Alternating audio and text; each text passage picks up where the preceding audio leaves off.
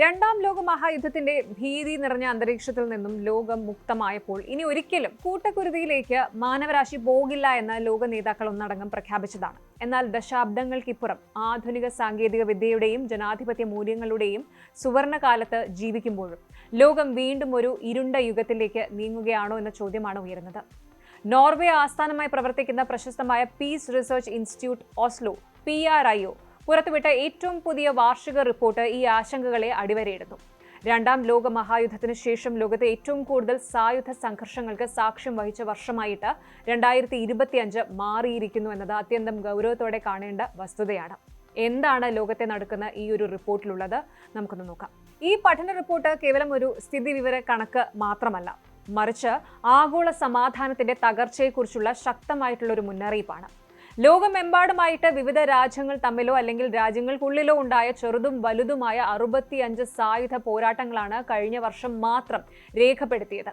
കഴിഞ്ഞ 5 വർഷത്തിനിടയിൽ മാത്രമുണ്ടായ യുദ്ധമരണങ്ങൾ അതിനു മുൻപത്തെ 2 പതിറ്റാണ്ടുകളേക്കാൾ കൂടുതലാണ്. 2025 മാത്രം ഏകദേശം 2,45,000 മനുഷ്യരാണ് യുദ്ധങ്ങളിൽ കൊല്ലപ്പെട്ടത്. ശീതയുദ്ധത്തിന് ശേഷമുള്ള ഏറ്റവും മാരകമായ മൂന്നാമത്തെ വർഷമായി 2025 മാറി. റഷ്യ-യുക്രൈൻ യുദ്ധം, ഗാസയിലെ അധിനിവേശം, സുഡാനിലെ ആഭ്യന്തര കലാപം എന്നിവയാണ് ഈ ചോരപ്പുഴയ്ക്ക് പ്രധാന കാരണം. കഴിഞ്ഞ കുറച്ച് ദശാബ്ദങ്ങളായിട്ട് ആഭ്യന്തര യുദ്ധങ്ങളും തീവ്രവാദ ആക്രമണങ്ങളുമായിരുന്നു ലോകത്ത് കൂടുതൽ നാശനഷ്ടങ്ങൾ വിധിച്ചിരുന്നത്.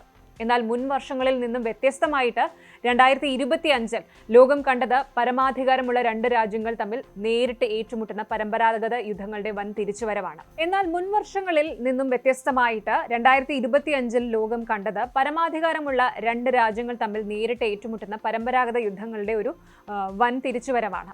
ഇത്തരം വലിയ യുദ്ധങ്ങളുടെ എണ്ണം 4-ൽ നിന്ന് 8 വർദ്ധിച്ചു എന്നത് അന്താരാഷ്ട്ര നിയമങ്ങളുടെ പരസ്യമായ ലംഘനത്തെയാണ് കാണിക്കുന്നത്.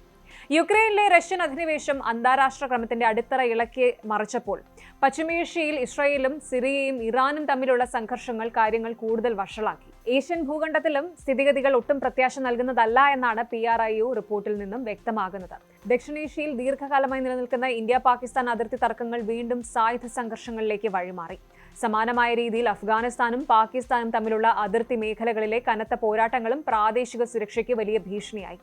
തെക്ക് കിഴക്കൻ ഏഷ്യയിലേക്ക് നോക്കുകയാണെങ്കിൽ ചരിത്രപരമായ കാരണങ്ങളാൽ കംബോഡിയയും തായ്ലൻഡും തമ്മിൽ നിലനിൽക്കുന്ന അതിർത്തി തർക്കങ്ങളും വീണ്ടും സജീവമായിരിക്കുകയാണ്. വിഭവങ്ങൾക്ക് വേണ്ടിയുള്ള ഇത്തരം ശാഠ്യങ്ങൾ വികസ്വര രാജ്യങ്ങളുടെ പുരോഗതിയെ പതിറ്റാണ്ടുകൾ പിന്നോട്ട് വലിക്കുകയാണ് ചെയ്യുന്നത്. ആഗോളതലത്തിൽ സമാധാനം നിലനിർത്താൻ ബാധ്യസ്ഥരായ അന്താരാഷ്ട്ര സംവിധാനങ്ങളുടെ പരാജയമാണ് ഈ പ്രതിസന്ധിക്ക് പിന്നിലെ പ്രധാന കാരണം. രണ്ടാം ലോക മഹായുദ്ധത്തിന് ശേഷം രൂപീകരിച്ച ഐക്യരാഷ്ട്രസഭയും അതിന്റെ രക്ഷാസമിതിയും, അതായത് UN സെക്യൂരിറ്റി കൗൺസിലും ഇന്ന് പൂർണ്ണമായും നിർജീവമായ അവസ്ഥയിലാണ് എന്ന് പറയണം. രക്ഷാസമിതിയിലെ സ്ഥിരാംഗങ്ങളായ വൻ ശക്തി രാജ്യങ്ങൾ തങ്ങളുടെ വ്യക്തിപരമായ രാഷ്ട്രീയ സാമ്പത്തിക താൽപര്യങ്ങൾക്കായിട്ട് വീറ്റോ അധികാരം ദുരുപയോഗം ചെയ്യുമ്പോൾ നിരപരാധികളായ ലക്ഷക്കണക്കിന് മനുഷ്യരുടെ ജീവനാണ് പണയപ്പെടുന്നത്.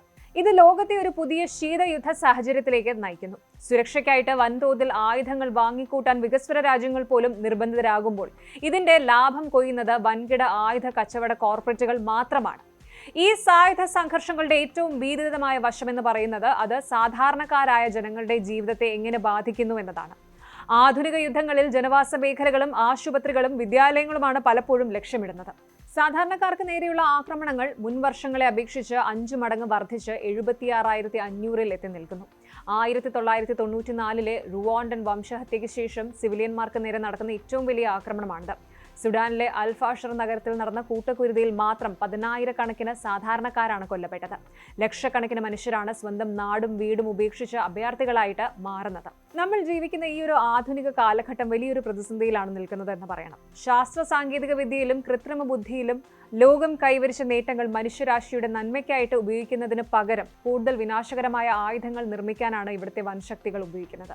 പീസ് റിസർച്ച് ഇൻസ്റ്റിറ്റ്യൂട്ട് ഓസ്ലോയുടെ ഈ ഒരു റിപ്പോർട്ട് കേവലം ഒരു അലാം ശബ്ദം മാത്രമല്ല, മറിച്ച് നാശത്തിന്റെ അരികിൽ നിൽക്കുന്ന മനുഷ്യരാശിക്ക് സ്വയം തിരുത്താനുള്ള അവസാനത്തെ അവസരമാണ്. ലോകം വീണ്ടും ഒരു മഹായുദ്ധത്തിലേക്ക് വീണു പോകാതിരിക്കാൻ അന്താരാഷ്ട്ര സമൂഹം ഒന്നിച്ചു നിൽക്കുകയും ഐക്യരാഷ്ട്രസഭയെ പുനരുജ്ജീവിപ്പിക്കുകയും ചെയ്യേണ്ടത് ഇന്നത്തെ കാലഘട്ടത്തിന് അനിവാര്യമാണ്. കൂടുതൽ വാർത്തകൾക്ക് News 18 Keralam YouTube channel subscribe ചെയ്യുക.